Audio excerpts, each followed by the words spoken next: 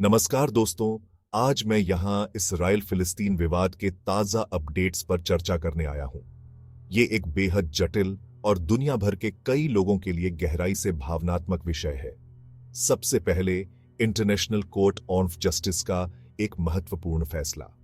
अभी हाल ही में उन्होंने इसराइल को राफा शहर में अपनी सैन्य कार्रवाई तुरंत बंद करने का आदेश दिया है। संयुक्त राष्ट्र की शीर्ष अदालत ने वहां की मानवीय स्थिति को विनाशकारी करार दिया। ये आदेश जारी किया गया है जब दोनों देशों के बीच भीषण लड़ाई चल रही है, जिसने पूरी दुनिया का ध्यान अपनी ओर खींचा है।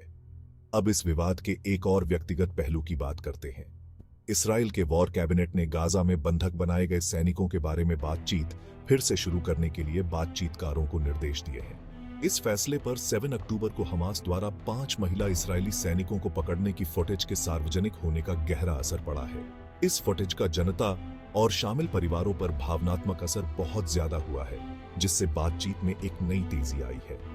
एक और उल्लेखनीय घटना में 3 यूरोपीय देशों आयरलैंड, स्पेन और नॉर्वे ने औपचारिक रूप से फिलिस्तीनी राज्य को मान्यता दी है। चल रहे युद्ध के बीच ये साहसिक कदम अंतर्राष्ट्रीय संबंधों में एक महत्वपूर्ण बदलाव का प्रतिनिधित्व करता है और इसकी प्रशंसा और आलोचना दोनों की गई है। इसराइल ने जवाबी कार्रवाई करते हुए अपने राजदूतों को वापस बुला लिया है, जो उसकी नाराजगी और संभावित रूप से बढ़ते राजनयिक तनाव का संकेत देता है। दूसरी ओर फिलिस्तीनी अथॉरिटी के अध्यक्ष महमूद अब्बास ने इसे फिलिस्तीनी लोगों के आत्मनिर्णय के अधिकार को बनाए रखने और संभावित 2 राज्य समाधान की दिशा में एक कदम के रूप में सराहा है।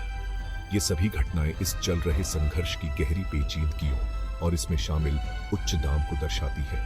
ये न केवल भू राजनीतिक निहितार्थों को उजागर करती है, बल्कि मानवीय तत्वों को भी उजागर करती है, जो अक्सर व्यापक राजनीतिक चर्चाओं में छिप जाते हैं। इन घटनाओं को समझने से हमें इस क्षेत्र में क्या हो रहा है, इसकी व्यापक समझ बनाने में मदद मिल सकती है और शायद ये शांति और सुलह के रास्तों के बारे में अधिक जानकारी